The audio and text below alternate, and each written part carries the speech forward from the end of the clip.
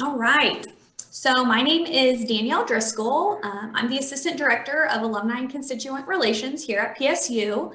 I am a two-time Gorilla grad. I graduated in 2012 with my bachelor's and 2014 with my master's. And now I'm happy to be back here in this position. I've been in this position for about 3 years. I'm lucky to have an awesome job. We typically are traveling to go visit alumni. And of course, amid COVID, we've adapted and hosted virtual events. We started doing this in the fall. We had a few last summer, but they've been excellent, especially with our focused areas. Lots of alumni from all over the place. We've even had several international alumni, someone in Africa. We had someone who was in the Bahamas. Tune in for some of these. And we actually have an international Gorilla gathering coming up in a couple weeks, and we have a pretty good group already. So, this has given us an opportunity to connect with a lot of people that maybe we couldn't travel to go see regularly, in the 4 state areas. And of course, we travel outside of that every once in a while, but, we miss a lot of gorillas. So this gives us an opportunity to have a lot of you here with us tonight. And we're thankful that you took time out of your evening to visit with us. So as you all know, this is the HHPR Virtual Gorilla Gathering tonight. We are lucky to have Dr. John Oppliger with us. He is the chair and a university professor. And we have Dr. Scott Gorman. He's the graduate program coordinator and a university professor. And Erica Martin, she is the director of fundraising for the College of Education. So we have a good group with us tonight, and most of you kind of shared where you're at right now. So we're glad you're here. To get started, I just want to say a couple of things. I mentioned in the email, we will encourage everyone to mute themselves just so we don't hear any background noise or pick up any of that while our speakers are talking. If you have a question in the moment, we do encourage you to use the chat function. Just to not disrupt, and we will get back to your questions at the end, or Dr. Oppliger or Dr. Gorman may answer in the chat function kind of as we go along. Does that sound good for everyone? Sure. All right, we'll go ahead and hand it on over. Well, Dr. Gorman and I, we're kind of zero zoomers. Obviously, with this COVID, we've had to learn to do these type of things. We're not real good, but we're working to learn. How's that sound? So we get a little bit better. And I've never been on a Zoom with this many people, so it's definitely different. Danielle, don't be making fun of me now. You'll have a lot of questions, I know, and that's what we hope, because we love to answer questions. And so I'll just start going, and Dr. Gorman just jump in anytime he wants. And again, Danielle kind of laid out how we're doing it, but again, we want to welcome you. And I also have a master's degree from Pitt State from way back when, Mary Lou. Okay, so I was not as far as me. And so I'm proud of that. And that means you're more proud. See, how's that? And so Once a gorilla, always a gorilla. Yep. Eventually had a opportunity to come back, and I was just very, very pleased that I did. Okay. Dr. Gorman and I we work a lot together. We probably work side by side more than I do with any other faculty, more than he does with any other faculty, because our graduate program is really pretty large. Probably, I don't know, Scott, maybe 2007 or 8, we realized that we kind of saw the trend with this thing called online. We didn't know what it was. And Portage State was the first with anything in our area. PE, recreation, exercise, anything that was totally online in the entire world. And they did it shortly after. They knew there's like 99. Internet hadn't been out there that long. And they were online because they just had a very few grad students that were going to lose the program. So we got to think about that. And we realized, this people are going to jump on and start doing this.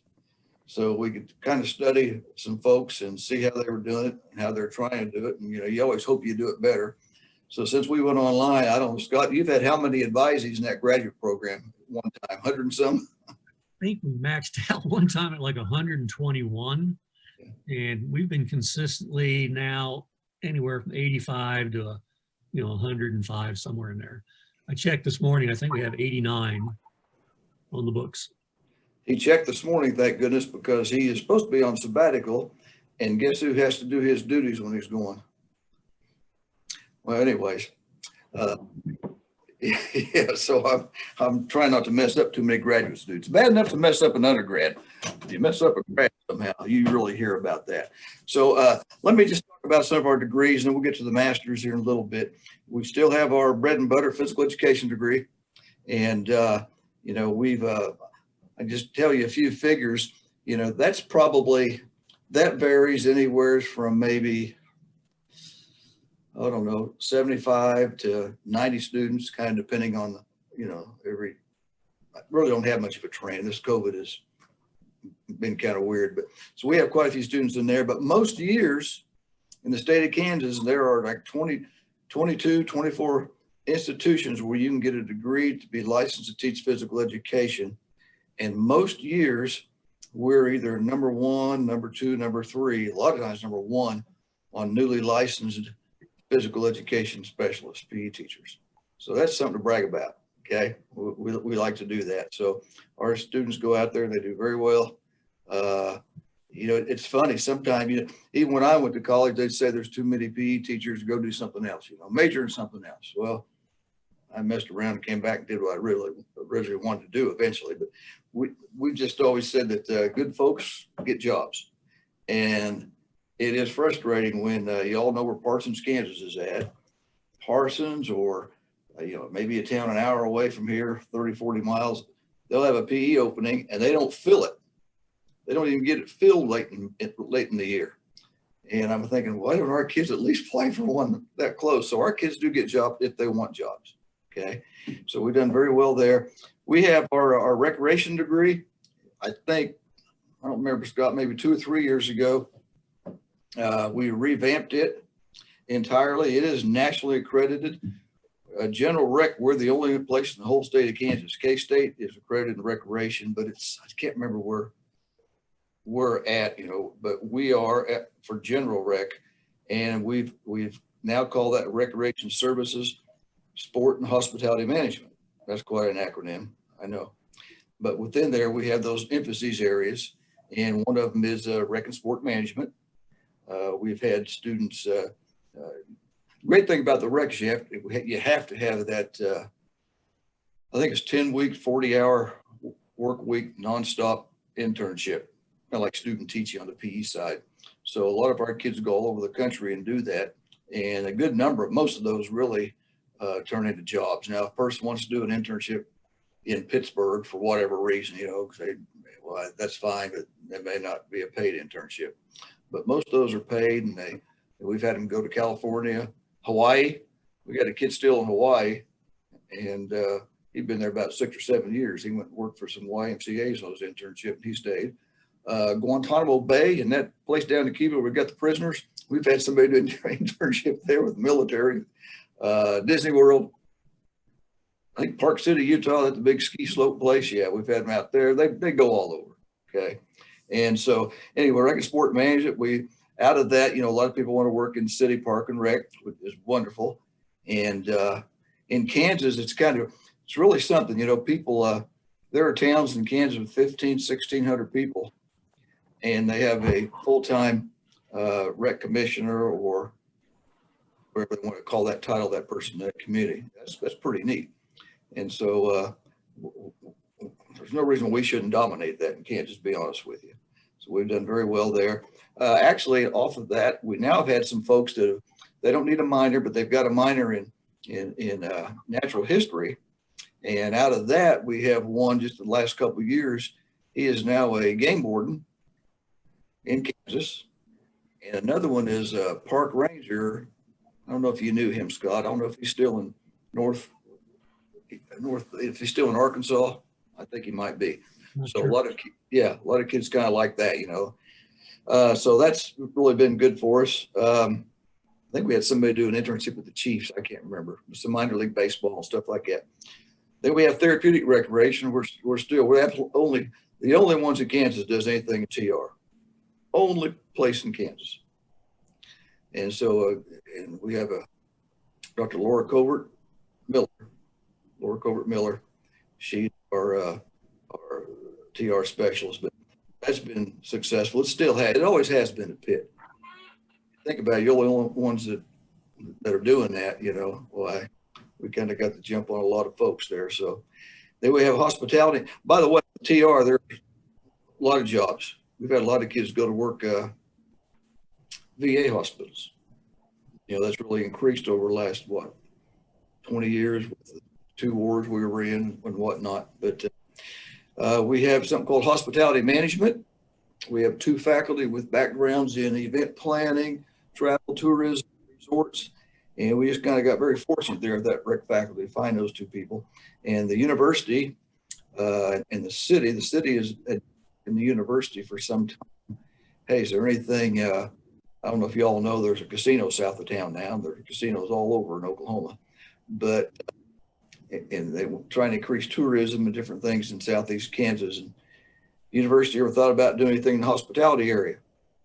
And so we got to thinking one day, and about 3 years ago, there it is. And it has absolutely grown. It really has. So hospitality management, plus for our region, it really is. Somebody told me what the state of, now that's another faculty member about 8, 9 years ago. I was stunned how little, 4 million, 3, he told me what Kansas actually spends on marketing and advertising for tourism.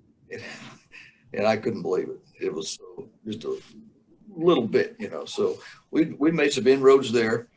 And then we have community and worksite wellness. You know, that's been called different things, trying to stay trendy, you know, across the nation. At one time it was fitness management, but some of the, you know, the better jobs in that would be if you get into, say, corporate fitness or corporate wellness. So we've had some, that's not a real big area, but still we do have, you know, a handful of students in that. So those are our emphasis areas that we have in that recreation services, sport, and hospitality management. Now I can tell you in Kansas, there are a lot of institutions that have a recreation degree. They are non-accredited. We're the only ones. And it's kind of a hairy mess every 5, 6 years, but we decided we'd do it. I think we got accredited in 2005. Okay. And so our faculty in that area, they are rec people. It sounds derogatory, but we don't have the offensive line coach or the assistant basketball coach or whomever teaching those rec professional courses. Okay. And so in Kansas, a lot of these other institutions, some of them still have rec, and they may do a fine job. I'm not trying to say they're not, but we've gone out of our way to make sure we have people who actually had hands-on experience in the rec professions to be doing that. Okay. We have an exercise science degree now. I think it's 11 years old, and it has been a hot success. Science, and some of you are probably aware of this, kind of across the country, probably for at least 10, 12 years now, a lot of people who want to go in the professional schools. They want to be a physician. They want to go to physical therapy, dental, pharmacy, college. You wouldn't believe how many different people. They've always used biology or chemistry as a, you know, as a pre-professional degree, and that's fine. And we have a very good biology department here, by the way. But a lot of them who've had fitness, wellness, they just like, you know, maybe a holistic lifestyle, and are pretty good students. A lot of them started going to exercise science across the country, especially if you have the right program. And our program is a good one because we begged and borrowed and stole from a whole lot of folks, see what they're doing wrong, what they're doing right. And so ours has just exploded. I would say probably in the last, and I don't know how many we have in physical therapy college over the last few years. About 3 years ago, we got 2 in med school. We probably had 60, some in get onto physical therapy schools. I believe it. Yep. Excuse me? So I would believe the numbers you're quoting. Oh, yeah. And they've really, a lot of these places really like us. Now I'm doing a little bragging here again. This is hearsay. There's a big place up north in Lawrence as a university. Offended anybody? Have I yet? Oh, okay. Well, anyways, what we brag about with our exercise science degree is the fact that our kids get a lot of hand-on, I see Matthew, hand-on learning like right away, okay? We don't have a master's per se in exact exercise science, so we get these undergrads. So our undergrads, our folks upstairs in where our labs are, they like to tell us that our undergrads get to do things that only the grad assistants would be doing at NU or KU or OU, okay? And KU started, is it the Edwards branch up there by Kansas City? They have Edwards, a site at Edwards where they have some degree programs, and they started one of these up there. And basically, I was told that they started as a clinical exercise physiology degree, which is really what ours is, because we were getting too many, we were hurting them, okay? So I like that. I like that a lot. It's okay to be competitive, right? So we've done very well there. We have tremendous lab. We have bod pod, Adexa, a couple of metabolic cards, hospital grade treadmill, you name it, we have it up there. And we've really not come from our money. We just kind of begged folks, on campus that might have a penny or two stuck in their drawer, see if they'd pitch in. And so it's done very well. Dr. Gorman, you want to brag about our master's degree some more? I do. I'm very proud of the master's degree. Somewhat. When I first came here in '88, we had about 15 to 18 graduate students in one degree. And it was kind of geared towards, I'd say, coaching and pedagogy, the teachers. And since that, we have revamped a number of times. Currently, like we said, we've been up to 100 and 121 majors. Currently, we have 2 very strong emphases, and we're thinking about putting a couple more in. So the first one is going to be human performance and wellness. And that is kind of the traditional degree program. So a lot of the coaches and teachers will get into that. And then we came up with a new one, I'll get the name right, sport and leisure service. And that was kind of a blessing because it increased our numbers significantly. I don't have the breakdown in front of me, but between those two, they are the majority of those students I mentioned. What we're thinking about doing is coming up with some new emphasis areas. One was proposed by Janice Jewett, Dr. Jewett, and that was an emphasis in wellness or wellness management. We think that would be a good tool to recruit some students. And the other area Dr. Shoemake has been working on is kind of a replacement for the general emphasis is going to be in physical education and pedagogy. So basically emphasis area on teaching. And we're hoping to pick up some more people on that. A couple of things we've done in the last few years are GA appointments. Some of you people out there, I see some faces are going, well, I did my GA in 1 year. So you took 12 hours in the fall, 12 in the spring, 8 in the summer, wham, bam, thank you, man, you got your degree. So Dr. Up and I brainstormed, and our GA appointments now are 2-year appointments. And by having our GAs with us for 2 years, they really do become family members to us. They're like our daughters and sons when they go through a GA. So we're proud of that. We've had 4 GAs. It built itself up to 6 about 6, 7, 8 years ago. And now with all the budgetary problems, we're back down to our 4 primary GAs.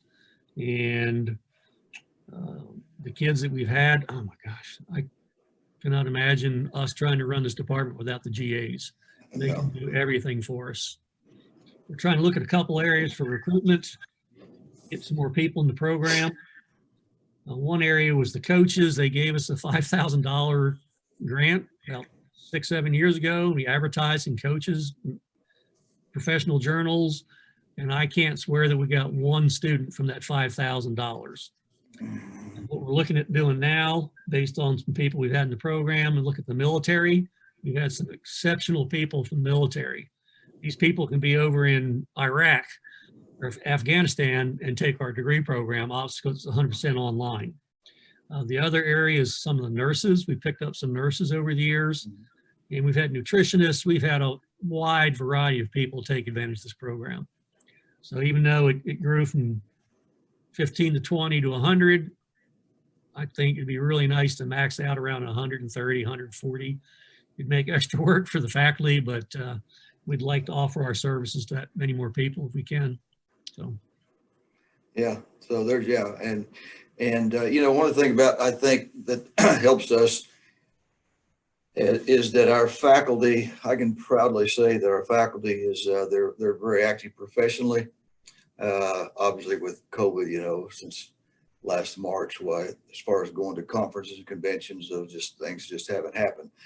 A lot of our places, some of our things we might normally go to, they need to do a virtual, you know, convention or something. But so that keeps us, it keeps us current. So we know what's happening in our disciplines, all of our disciplines.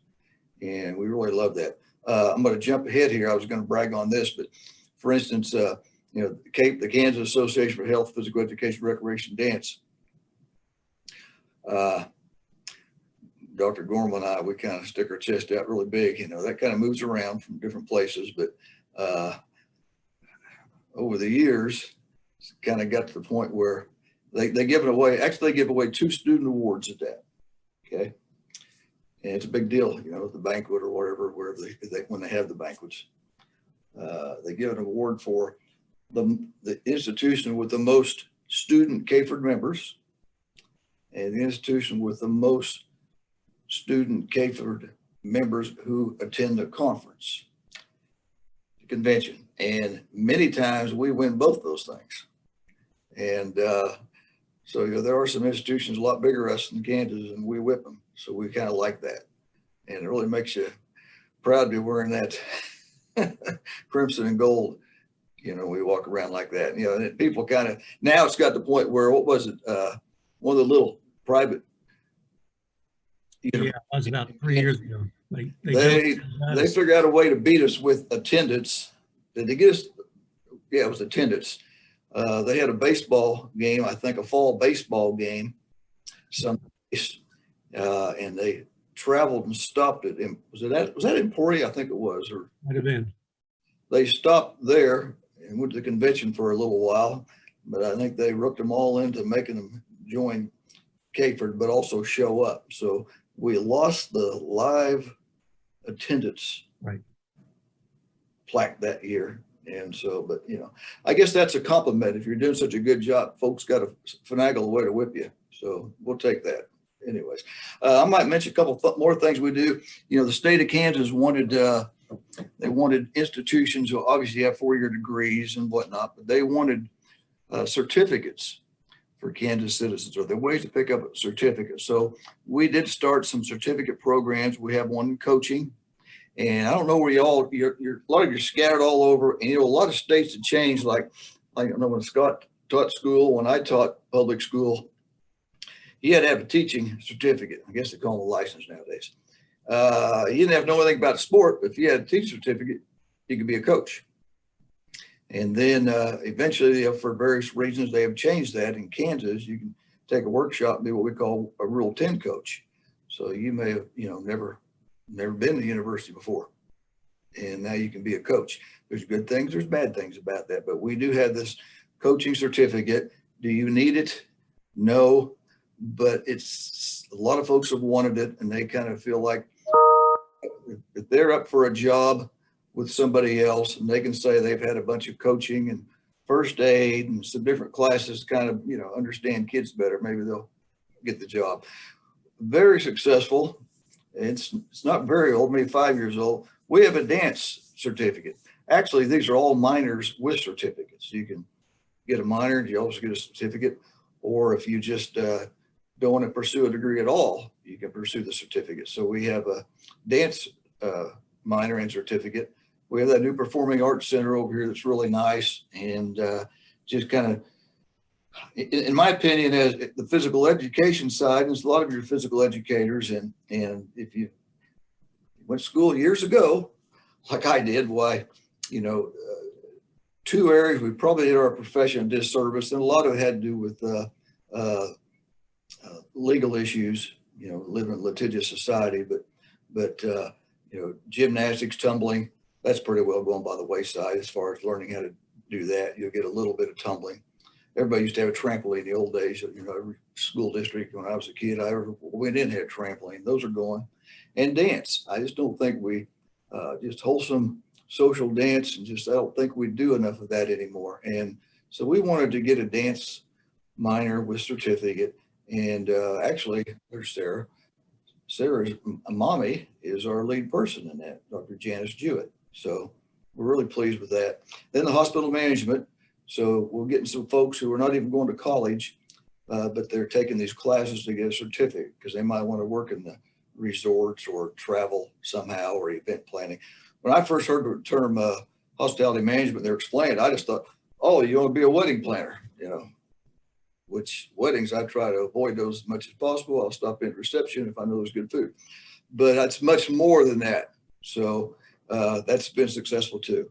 Let me mention our faculty again. Scott, jump in anytime you want. Before I think about the faculty, our administrative specialist, years ago, you just call it a secretary, but it's far more than that. And that is Susan Downing. And some of you still know Susan. She is a gift. We stole her across campus about 14, 15 years ago. And she pretty well knows our degree programs here and everything else. She probably advises better than a lot of us.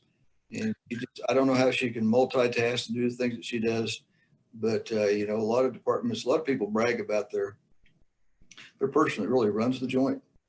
And we brag on her a lot.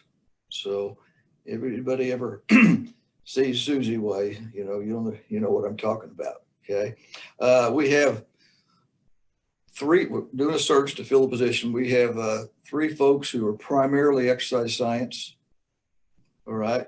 But you can realize even though they teach exercise science, physical education grads, the rec grads that are going to that worksite wellness, they still must take our undergrad kinesiology class, physiology of exercise class. So there's kind of a crossover there. We have 4 basically assigned 4 faculty in the recreation area. We had 4 in physical education, but somebody retired, and right now we did not get that position back. So I was a physical educator. If we had an emergency, Dr. Gorman, well, Dr. Gorman's rec and PE, but he can step in as well. All of Dr. Gorman and I kind of we have a little philosophy there that everybody with a doctorate, anybody spend that much time going to school, getting doctorates, spend all that money and being broke. They ought to be teaching a grad program. So yeah, one time we only, and this is not a criticism, one time we had only 3 or maybe 4, maybe 3 people taught in the grad program. So now everybody with usually a year and a half time, they'll teach in the grad program. And so I think that's a plus. Okay. So anyway, there we go right there. So our faculty, again, we go to AFER, what is it now? SHAPE America. National. Faculty will go to the National Rec and Park Association. They'll go to that. I wanted to go, that was in New Orleans this year, wasn't it? I think. Where's it? Somebody on there from Rec, Steve on there. I think it was in New Orleans. So Midwest TR Symposium. Boy, I just can't think of all. Of course, CAFER. A lot of our folks go to neighboring state. They're AFER conventions. So you see Pittsburgh State people out there all over. And you know, I think that does you a lot of good in terms of, you know, publicity. If y'all remember Dr. Bryant, one time I took a class from him years ago and they got into talking about PR, and I still remember some of my notes. And things have changed since then, I understand, but the best PR is just word of mouth, you know, actually getting to see somebody. And I still believe that. Our faculty, you know, teaching is what we do here. We do have some folks, all of us have written some obviously exercise science. There are going to be more human subject research going on. There's some really neat things happening there. And sometimes maybe one of us will attach ourselves to what's going on. But our students have been involved in that too, in that degree program. So that's pretty neat. But, you know, we are active. I think Scott and I were co-editors of the Kafer Journal, which is a really good state journal. And I think Brittany Thomas helped us there. She's here with us. Brittany, thank Brittany you. here? Yeah. Well, gee whiz. We took the credit and Brittany got to do all the work, if I remember. Boy, yeah, we had a big envelope of money to send her. We lost track of her, so I don't know what happened. But we were co-editors of that, and my gosh, we had to use Brittany and different people to help us with, what is it, publisher they use out there? We can't do that, you know. So we had a lot of help on that. Susan's guided us through all that, so we've got a lot of attention there. We also put out a department newsletter twice a year, and that's really more than you think to do that, because we want, you know, we try to get some up-to-date articles, and we another thing I learned years ago is photos. People want to see photos, so we just a lot of photos on there. And I think if you get on our homepage, we probably have at least the last 2 newsletters on there. Okay, we used to keep probably 8 or 10 on there, but they redid all the web pages, and they said only keep a few on there. So we have some newsletters on there, and those are really neat. We've got very many departments put one of those out. I don't know why, you know, but we get a lot of attention there. Our president, provost, they've all thought, man, that's unbelievable what you guys do. So, and again, Scott and I, we're modest. We admit it's not our doings, it's somebody else, you know, but that's been a pretty neat deal. If we look down to those other areas, like I said, teaching, we teach first, and we just don't hire anybody if they're not interested in being an educator first. If you want to be a hardcore researcher, you know, basically don't come here, because we're not going to give you a release time. We're teaching our students, and that's the most important thing. So we've done pretty darn good there, I think. Scholarship, again, you know, we do that. The professional presentations, our faculty, you know, to me, those are very meaningful, and I used to publish and everything else, but as far as getting out there and people seeing us across the state and our district and national, and we've had people do international. Our folks do a lot of professional presentation, and the neat thing about that is they drag many students in on those. Scott's had countless students presenting at different conferences with him, and our kids love it. Once they actually, I think with recreation and the grad program within the degree program, they are required sometime or another to attend a professional conference where they don't get their degree. And we just feel like they need to get out there and know how to advocate and just feel important, you know. And that's helped a lot. And Dr. Gorman is the driving force behind that. Let's see, service. Oh my. I think you still have your trash pickup, Scott? Yeah, we do. Still? Yeah. Got a sustainability grant kind of going along with that whole logic. So yeah, $500 to kind of yeah, do the trash pickup, and we take the kids camping. You know, we emphasize all the things you should do in that area: catch and release, low impact camping, all that kind of stuff. So Special Olympic events, we're busy with those. We have so many students involved like that.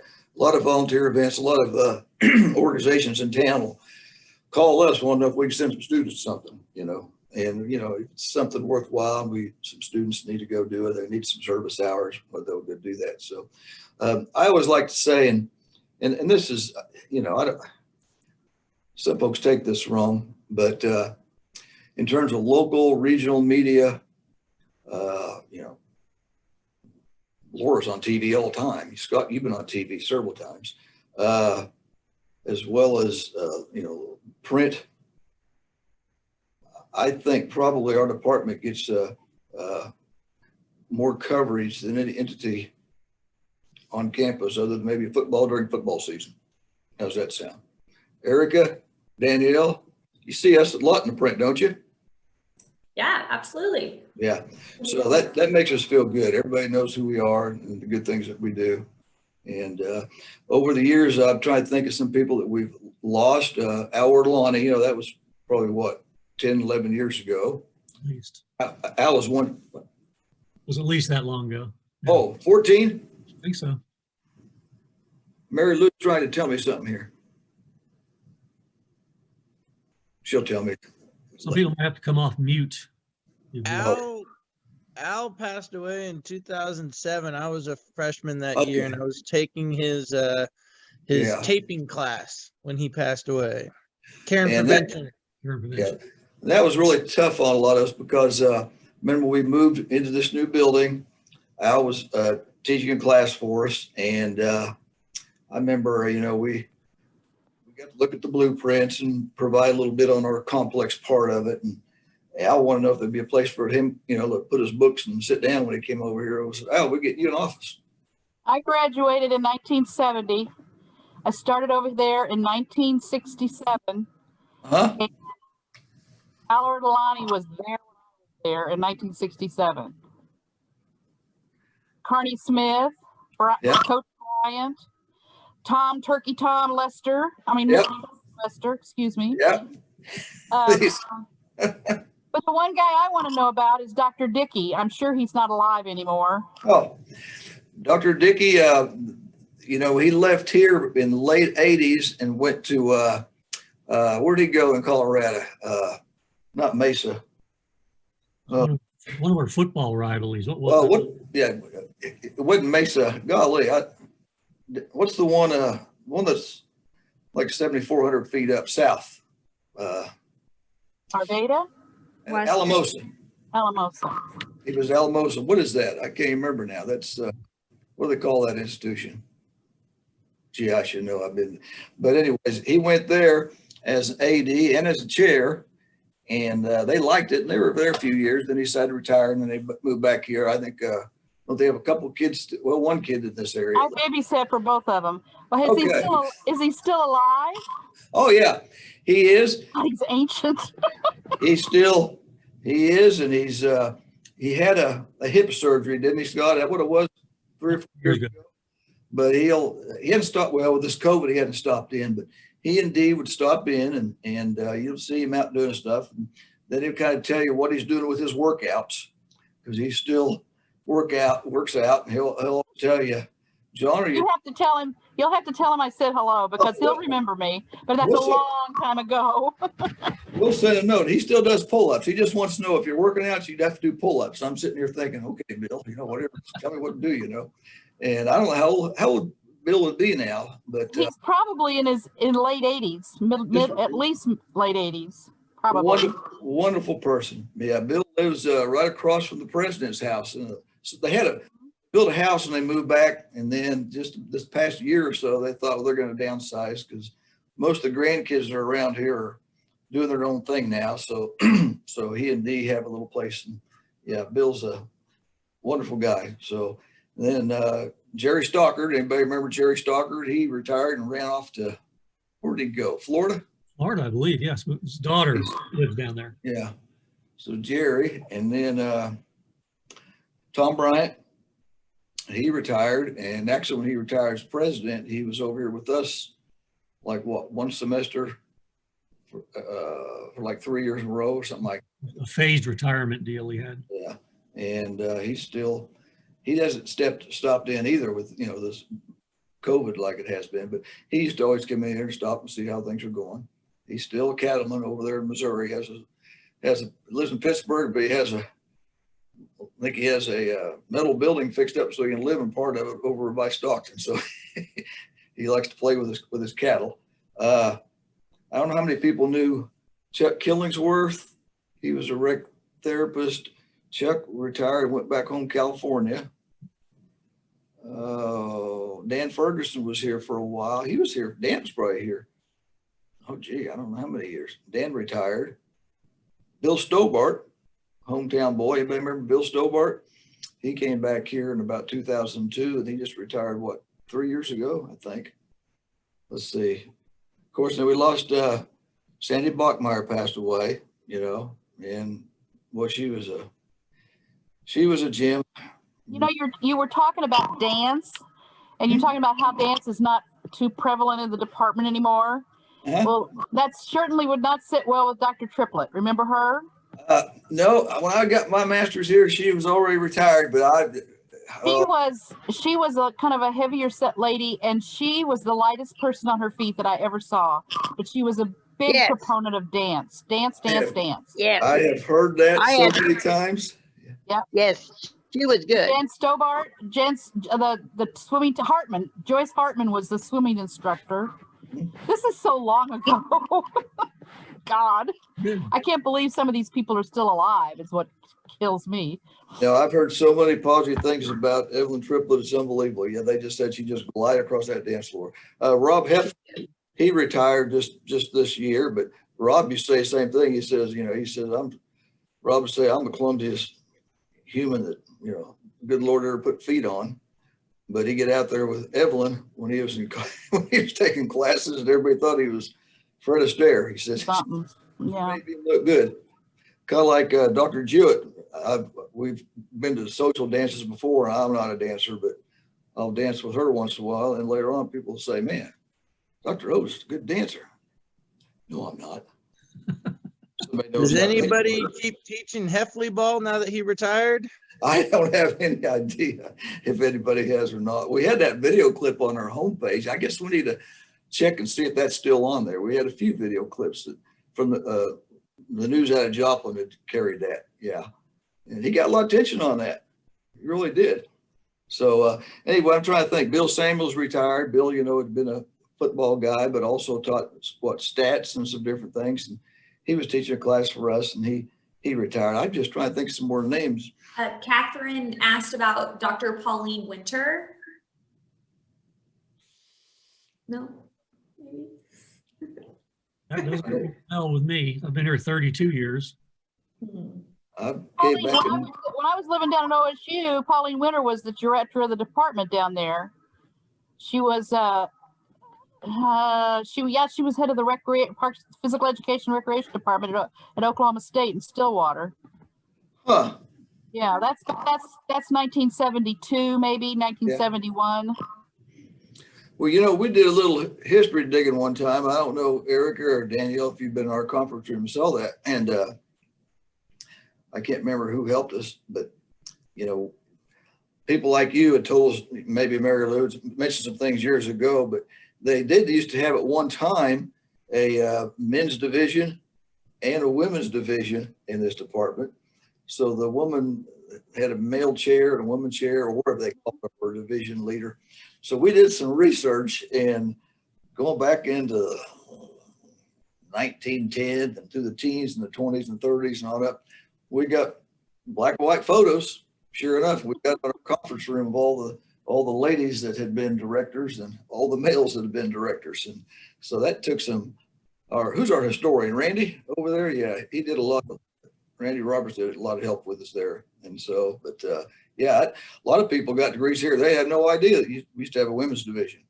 In that conference room, they think, it's kind of interesting, isn't it, Scott? If you really think about it. Yeah. That was the way it was across the nation. Yep. When I was at University of Georgia working on a doctorate, we were actually housed in the women's PE building. So they had a women's PE building and a men's PE building.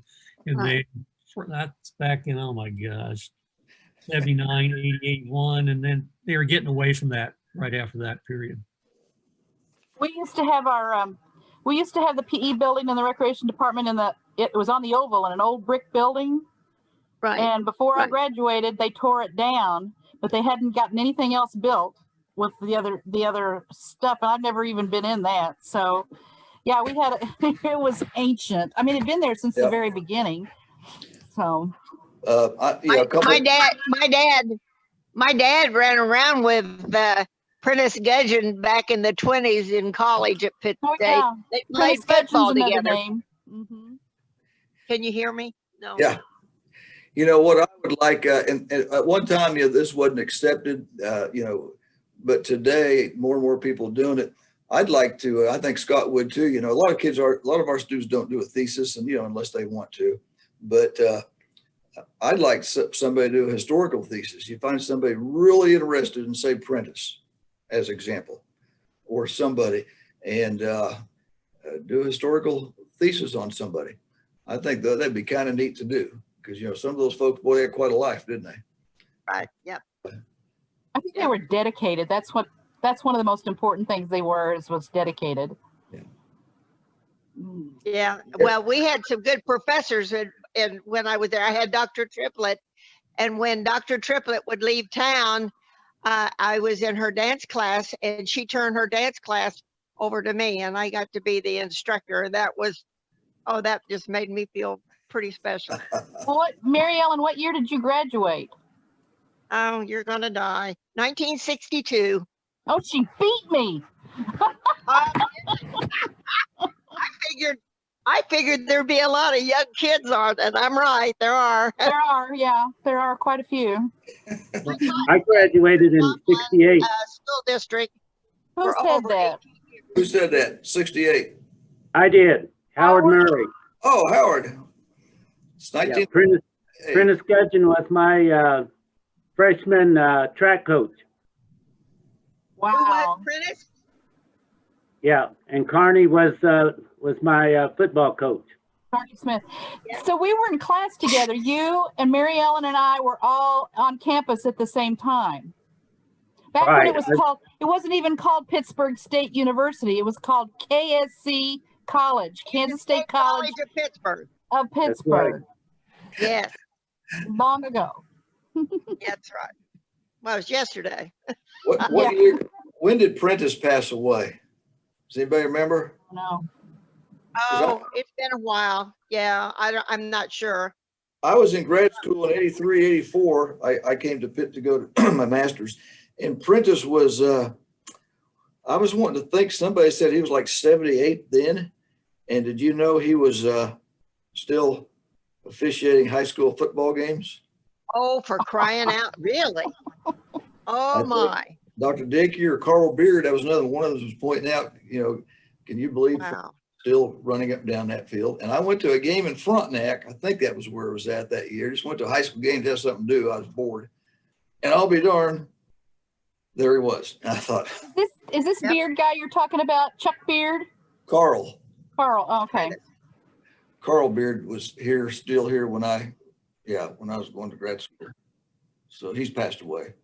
But no, and we really, when we moved into this building, about a year later, Tom Bryant retired, but we needed some faculty, some adjunct shortage, just some weird things were happening. So this was really neat. We had all of us youngsters.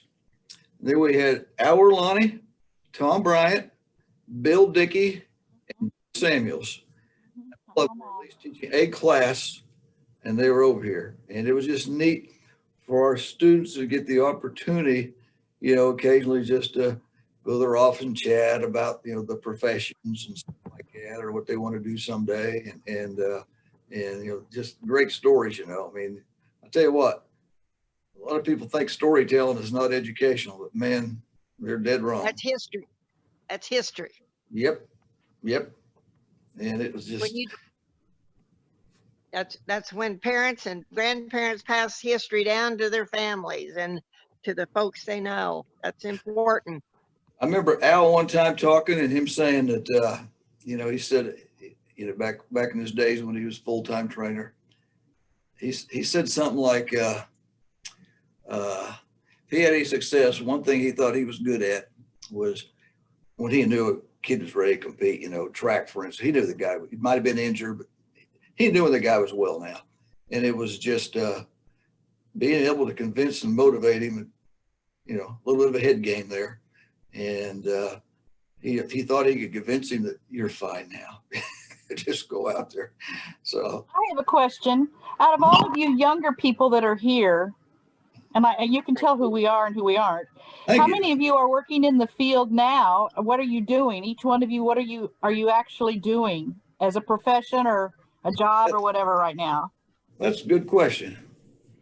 Why don't we start with Erica?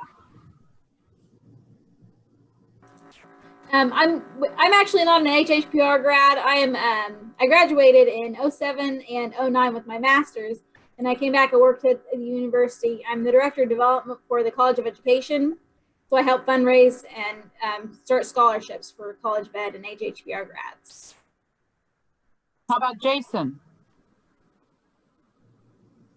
I'm actually not currently in the industry. Right now, I actually am the recruitment coordinator for the College of Engineering at Wichita State.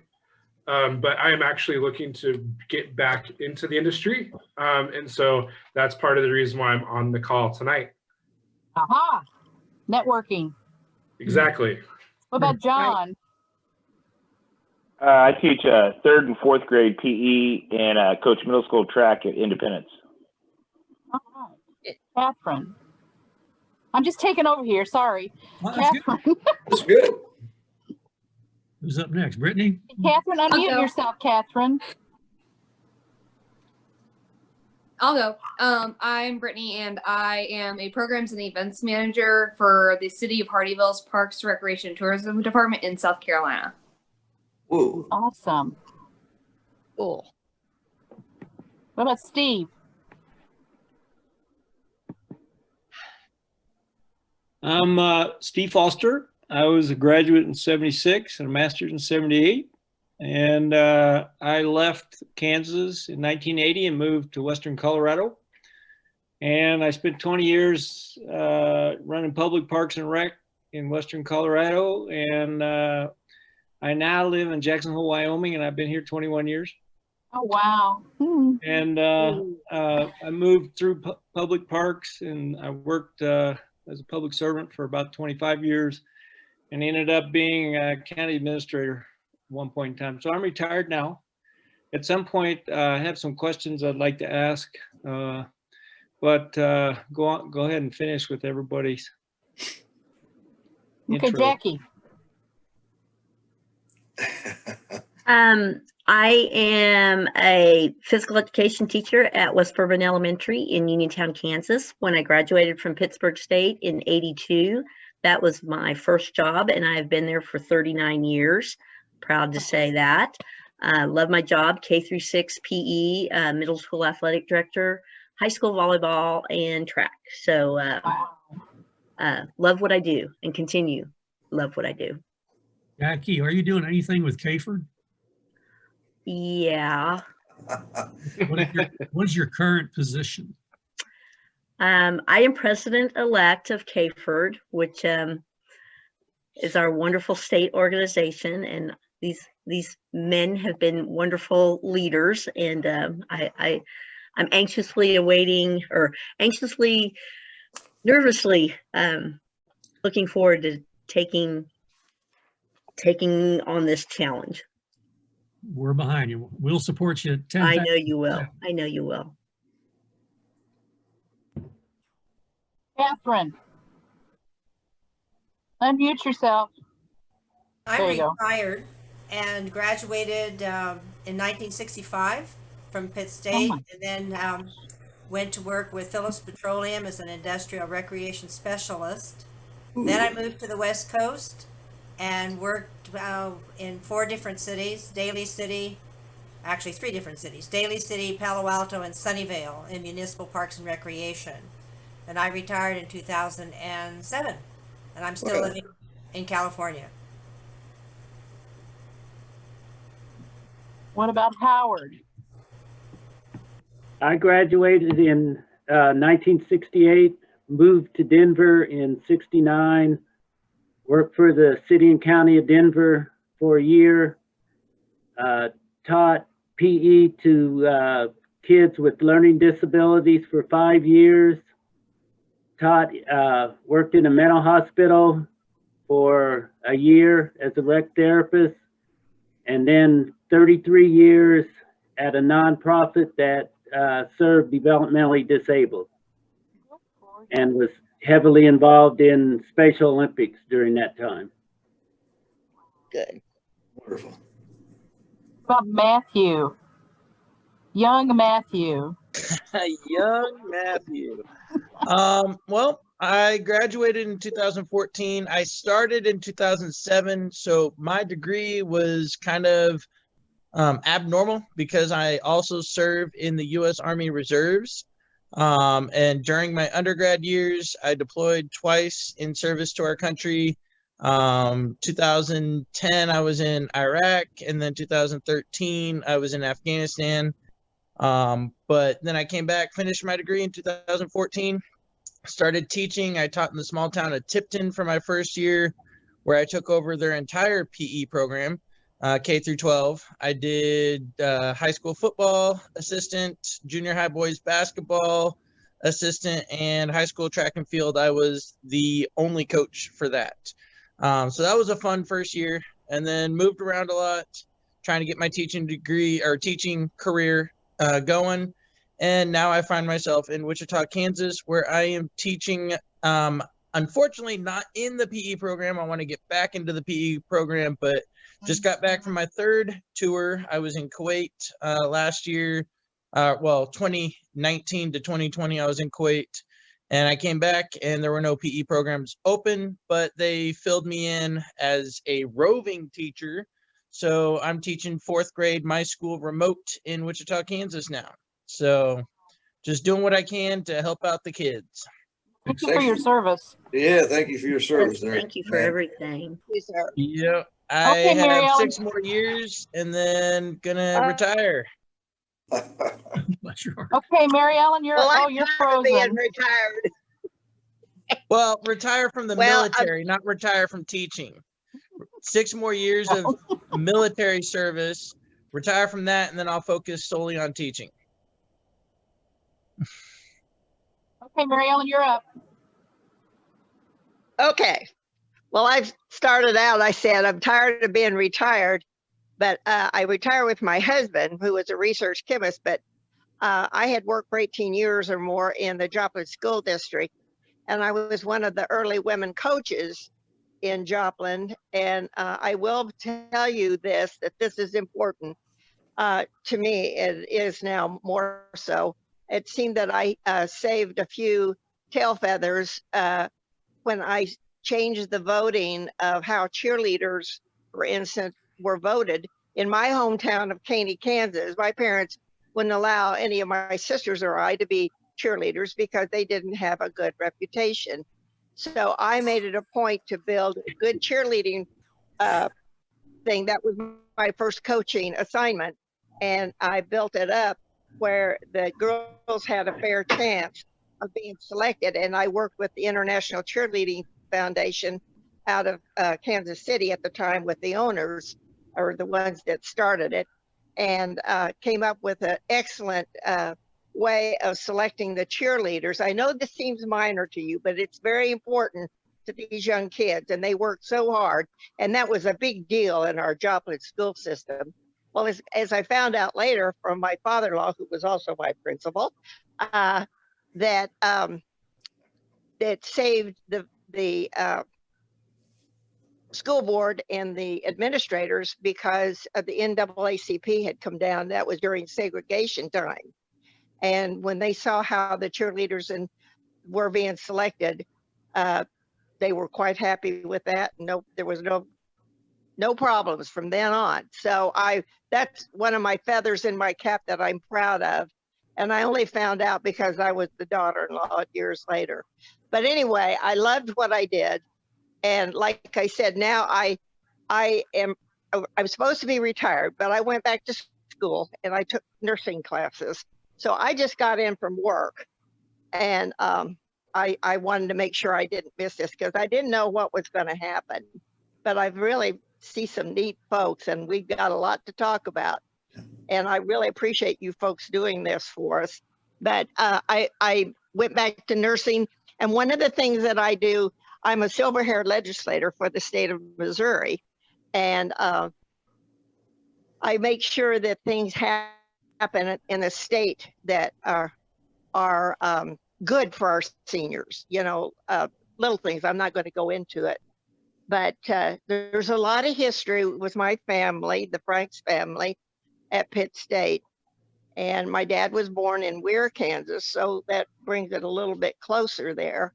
And my granddaughter, she is a sophomore at Webb City High School and on the honor roll, really really wants to go to Pitt State. So I've been taking her over there and showing her the campus.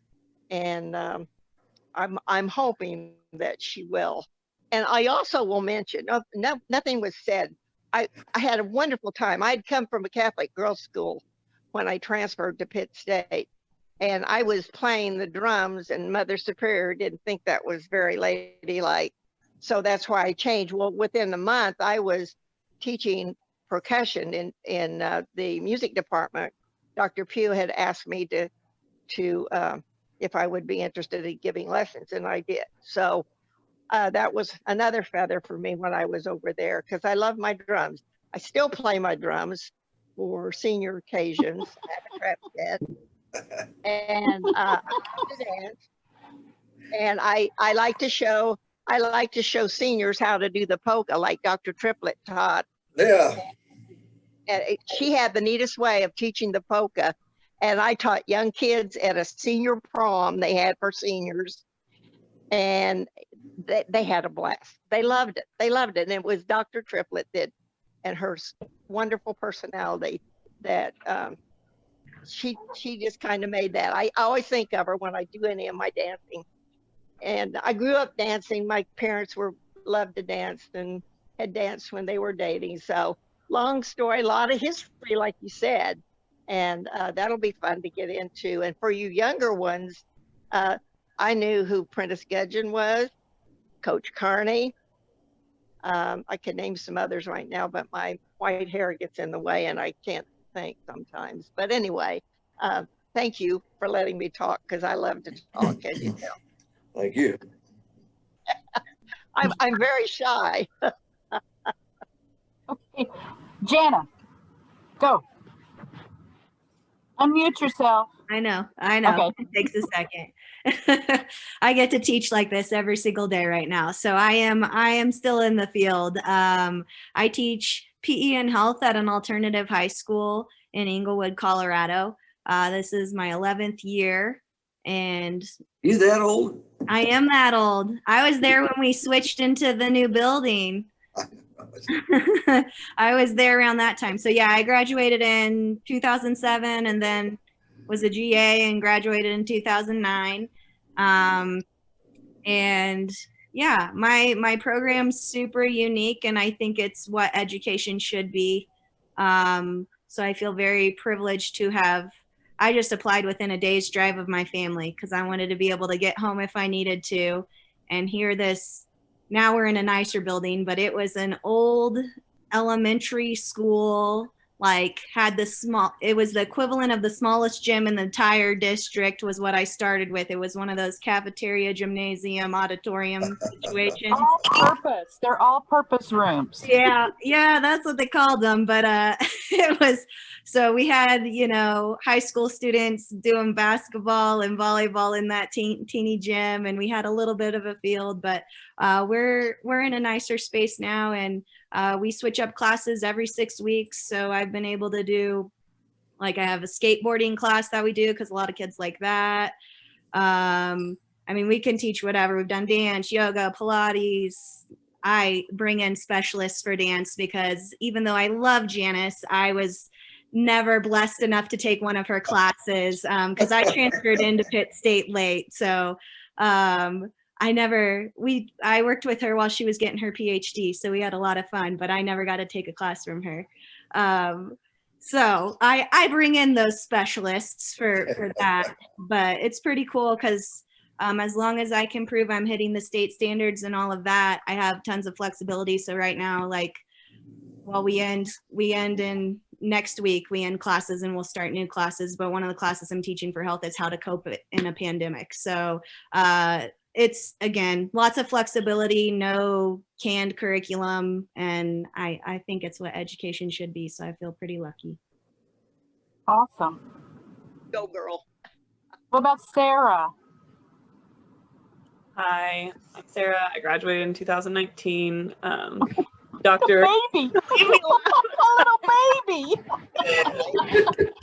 Dr. Samuel Daniels. She taught in the education department, and she left that job to come be a principal at a school in Osawatomie, and she ended up hiring me as soon as I graduated, so that was super awesome. So now I'm a PE teacher. My first year I taught pre-K through 5th, and this year I'm teaching kindergarten through 5th, which I kind of like a little bit better, but we'll not get too into Probably that. listen better. A little. Kindergarten is surprisingly probably the best listening age I have, which is insane to me. But yeah, so whenever school started and it was warm out, we were outside all the time. And now that we are in the winter, we're inside with masks on. And so it's pretty hard on them, but it's doable, you know, and they're pretty resilient little kids. So I got really lucky and blessed with this little group I've got, but it's a lot of fun. We have a skating unit every year. I got to teach swim last year. We're not doing it this year because of COVID, and we don't get to do the skating unit this year because of COVID, but I feel like the school district does a lot of really cool things for these kids. So on top of teaching PE, I got lucky enough to be assistant track and field coach. I'm coaching basketball C team right now, and then, which I've never coached or played basketball really. So this has been really fun and interesting. And then cross country, the head coach had gone like into retirement from coaching, and then they didn't want to put somebody brand new in a head coaching position, so they put her in. And she was like, why would they do that? The title of assistant coach, and I was like, awesome. So it was a lot of fun. I liked it. Cross country and track are my things. I did them when I was in college. My dad's the head coach at PSU for track and field and cross country, so I'm pretty familiar with that kind of stuff. And then my mom teaches dance, so pretty much still in PSU, and I'm working towards my master's in the leisure management one right now. So, yep, that's all I got. Who's left? Like you got two of the places. We got it. Scott and Zach. Who? Scott and Zach. Okay. Are they there? Did you get Matthew? Yeah. Andy Yeah, is in the army or the Air Force or whatever. Here's It's Zach. Army. Do not say Air Force. I'm sorry. There was one more thing I wanted to add that I remembered. I also wanted to shout out to Dr. Gorman because he was my freshman experience teacher. So I remember back in those days, 2007, he was the one that really got me going when I started at PSU, and to still have that connection with them, it's been amazing. Appreciate it. Zach, were you in ROTC there, Matthew? Yes, I did ROTC for 3 years. And then I decided I did not want to be an officer after being in the Army for a little bit. And I decided just to stay with the enlisted route. And so, but the ROTC program, that was actually how I proposed to my wife, was when I was, she was my girlfriend. You want to talk about feathers in my cap? I made history at PSU. I was the first person at PSU to propose to his girlfriend on the brand new Jungletron. We got it in 2008, and then in 2009, homecoming football game, I proposed to my then girlfriend, now wife, during the homecoming game. Congratulations. So I made history at PSU, so there's a feather in my cap. See, Do you happen to know Jim Aubuchon, General Jim Aubuchon? No, Heard of him? I don't know. I don't know him. Nothing wrong with the romantic gorilla, is there? Nothing, Dr. Opp. Zach, are you there? Would you like to share? Can you hear me by chance? Yeah, we can hear you. I graduated in 2013. I was blessed to run track with Coach Jewett. And so I did that from 2007 till 13.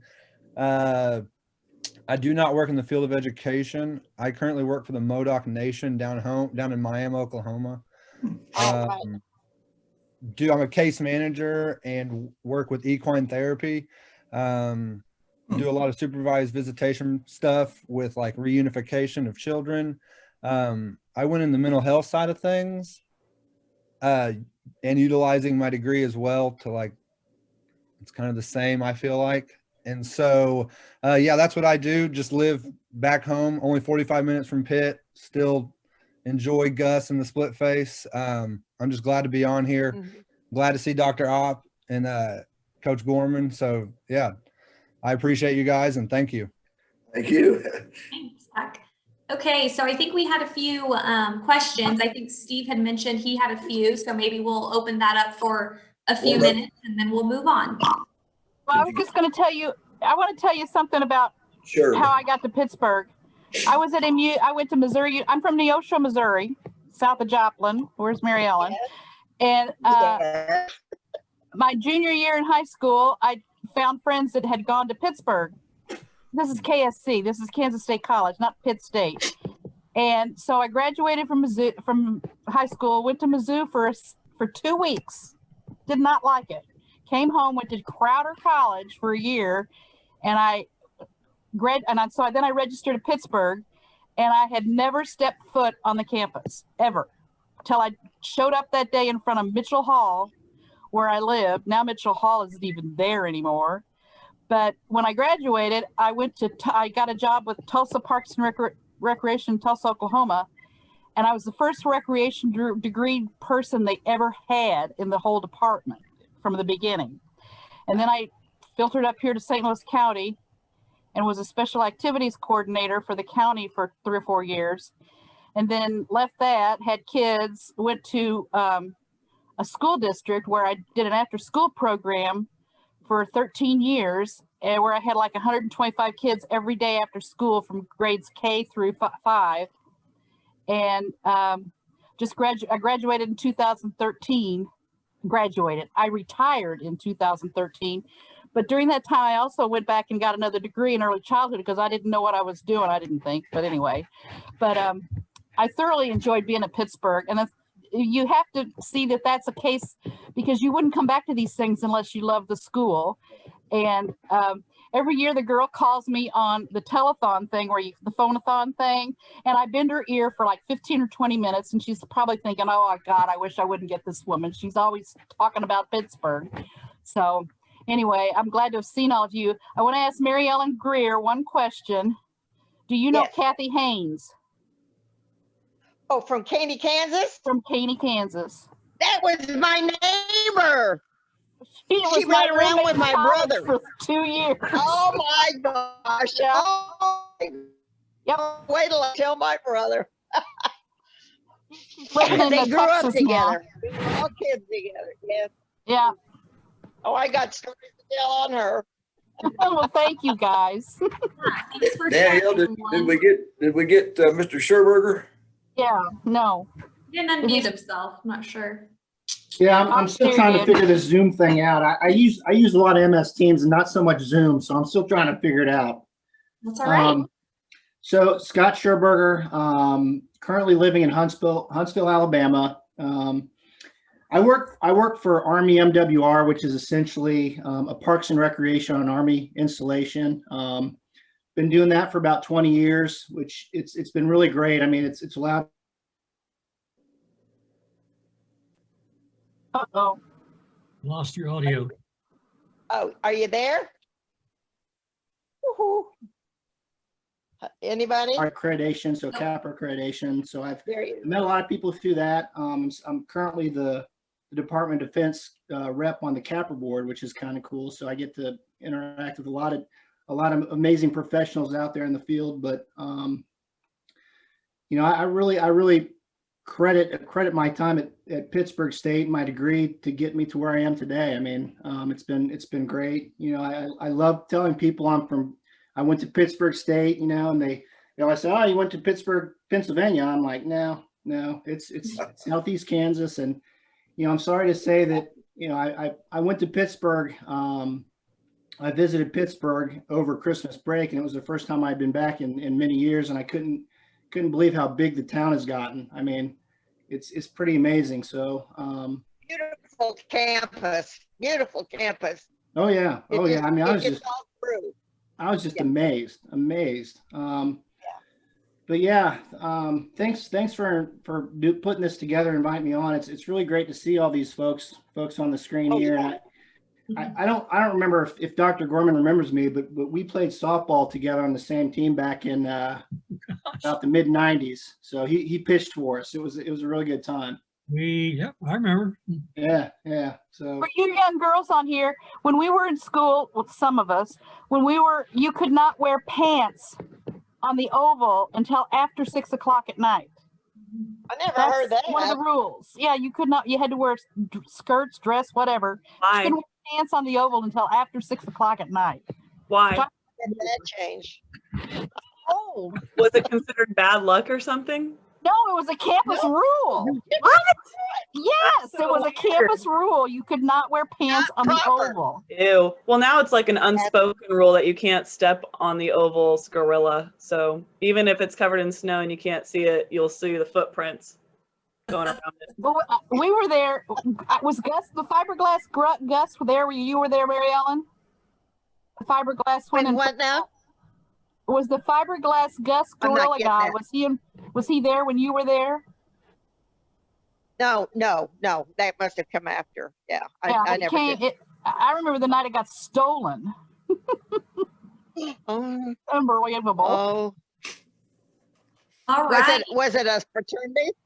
A fraternity, or was I it? don't remember. I don't remember. I mean, it got put back, but I don't remember who stole it. Okay, I think we will go ahead and move on with some questions. If anyone has some questions about HHPR or maybe some other things going on at the university, we'll just take a few minutes and then we'll do some prizes so we can wrap this thing up. Steve, do you want to start? You said you had some questions. Sure, thank you very much. My park and rec career has been a little different than most because I moved to the mountains, and I've had this niche, I guess, in public parks and rec that most people wouldn't have. And for the last 40 years, I've been in mountain resorts or mountain communities, and they're quite different. Recreation, a lot of outdoor rec, a lot of stuff like that. And in Jackson Hole, it's pretty much a lifestyle here.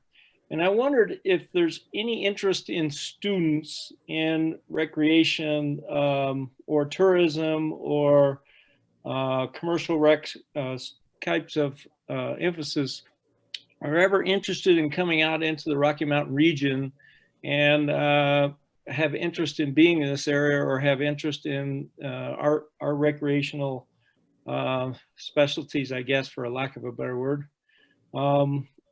In the classes that are out there. And I would offer, I'm retired now, and I would offer opportunities to be a connection to get kids put in this environment, whether it's in, we're one of the best climbing schools in the country. We have all sorts of outdoor mountain resort tourism programs. We have a very strong in the community public rec program, but its emphasis again is for this region. We have our two national parks, Grand Teton National Park and Yellowstone are right here, and there's opportunities to work in the I don't know how much you guys focus on, but the NAI, National Association of Interpreters, and all their work in providing services to the national parks and providing historical and wildlife tours and things like that. So just thought I'd throw that out there. Didn't know if there are interests, and we can take this offline at some point and talk more, but I'd love to have an opportunity to help kids get in that if they're interested in coming this way. The other thing I'd say so, yeah. What's that? I'd say we have some students who would like to do that. Yeah, well, let's stay connected. And I actually might have an intern that might be interested in that. Yeah. Sure. I'm not sure how to share information, but we'll go offline or whatever, and we'll make connections. I'd love to have them out here. Also,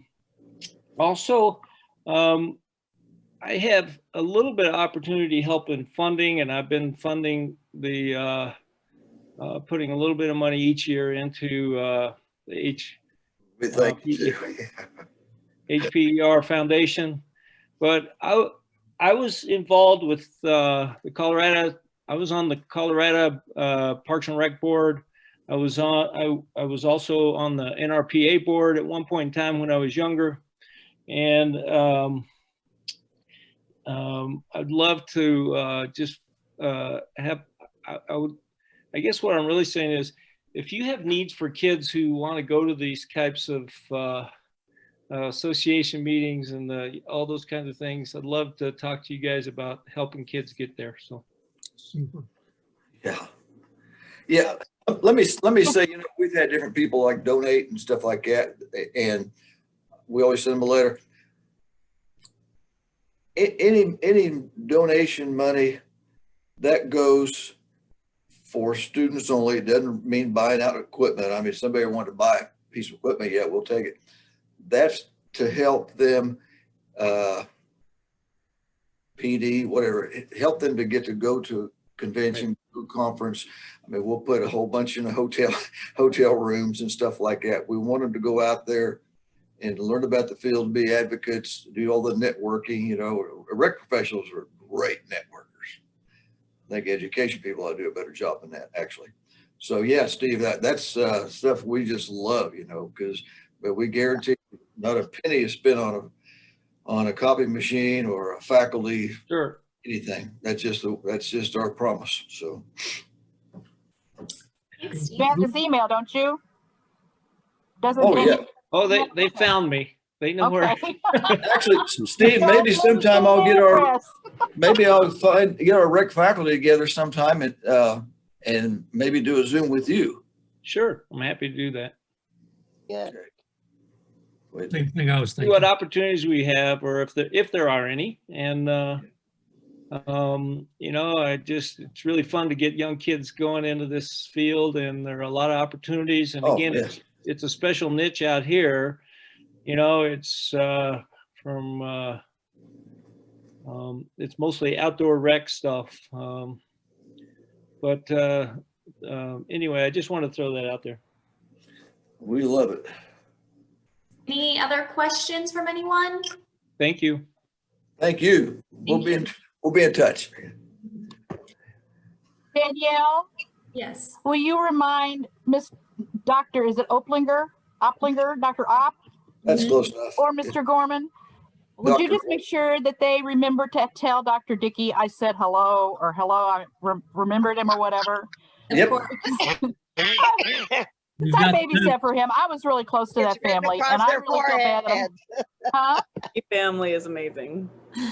I actually tried to call him today, but I wasn't able to get a hold of him. So we were hoping maybe he could jump on. So Mary Lou, we one of his sons lives in town, and he is a unbelievable human being. And one of his boys, one of Dr. Dickey's grandsons, went to Pittsburgh, Colgan graduated, went to, where did he go? Oklahoma State, went to Fort Scott, played football. He came here, and he was our quarterback on our last national championship team. Wow. Was that Zach? That was Zach Dickey. And Zach could probably, he moved to Wichita, but Zach moved back to Pittsburgh and announced that he wants to be mayor. And he is the most wonderful human being. Right, Danielle? You know him, don't you? Yes, you're right. Wonderful person. Yeah. And it was just. He had a brother and a sister too. Hillary. Yeah. Hillary and. Hillary went straight from my parents right now. Hillary was a little baby type person when I babysat her, like this. Hillary went through our program, one of our programs. She was a GA too. That's right. Well, I'd be scared to be a Dickey kid and not go through your program. That's a good point.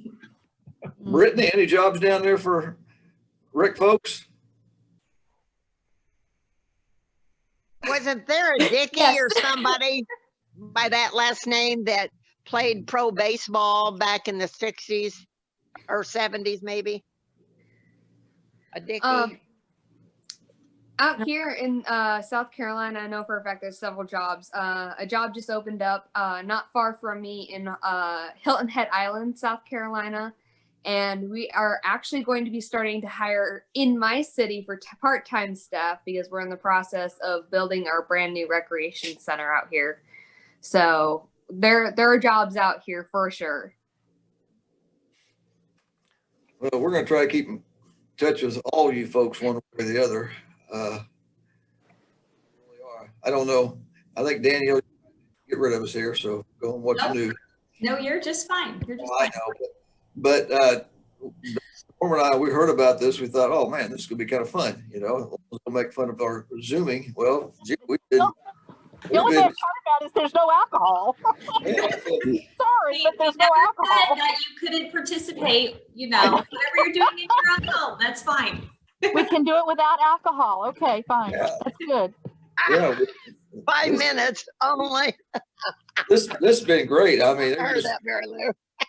folks that I don't know, that I like to know, you know, and I've met Steve before. You know, you stopped in here before, and were you at Jackson Hole when we were out there for a central district back about how many years ago was that, Scott? 13, 14 years ago? That'd be at least that long. I didn't know if Steve was out there then. I moved to Jackson in '99 up from Western Colorado and started working for the county and ran public parks and rec for the county here. Okay. And then became the county manager for a while, and then I retired. Because I wondered if when we were out there at that time, if Rob Heffley didn't try to look you up or something, because he went to that conference. I remember that. Well, Rob and I stayed close. Matter of fact, I when I would come back, I would always stop in to see him because he and I were on the same class and same football team. But yeah, enjoyed getting to see everybody here, and I know some of these names, and what do you think, Danielle? Yeah, I have just a couple of quick things to say, and then I'll give away some prizes if that sounds okay. Yeah. Okay. So like I said, I work in the alumni office here at PSU. You know, we kind of have alumni from all over on here tonight, but something to keep in mind if you're in Kansas, Missouri, or Oklahoma, we do have a Gorilla license plate program. The license plates all have their split face on them. And it's actually a program that supports scholarship dollars for our students. So last year we were able to give $82,000 to over 200 students, incoming students last fall. So it's a great program. If you don't have a license plate and you're in one of those 3 states, I highly suggest it. I'm sure we probably have a few people on here that has one. Jason's nodding his head. Yeah, John. Okay. Yeah, excellent. And let's see. Sorry, I want to say the only thing I don't like about that program, and again, I know it's not your fault, but the state of Kansas, you can't customize it. Oklahoma and other states, you can customize it.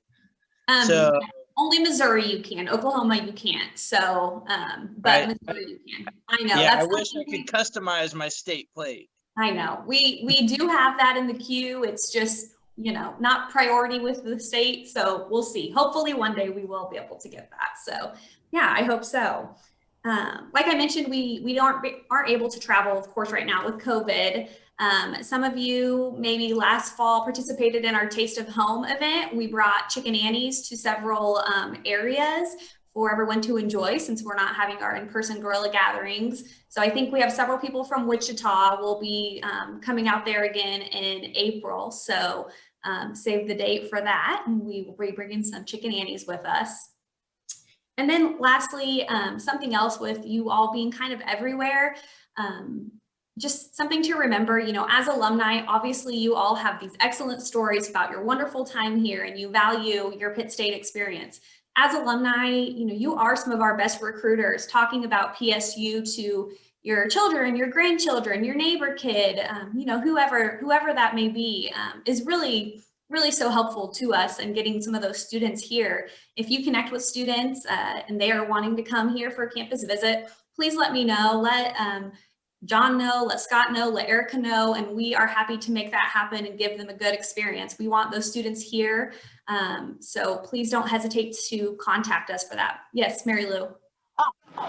is there a place where we can go and where we can find all of your email addresses? Or because I'm not in the department. I mean, I don't get a newsletter or anything like that. Yes. So the email. Go ahead.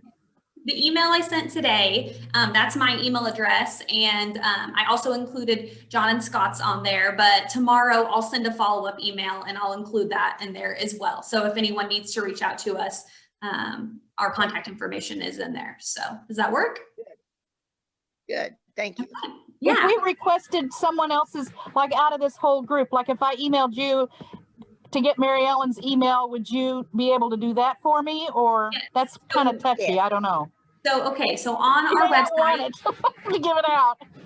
On our website, pittstate.edu/alumni, we have a button right in the middle of our page. It's blue, so it kind of stands out with all of our red on there. And it's an alumni request contact form. So if you're interested in getting in touch with someone that maybe you've lost touch with over the years, you can submit that form, submit their name and information, and then we'll contact that person to see if it's okay to share. What do you mean by information? What do you mean by that? What kind of information? If you're trying to get a hold of Mary Ellen and you would like their email address, you can ask if that's okay, and we'll ask her if that's okay for us. All right.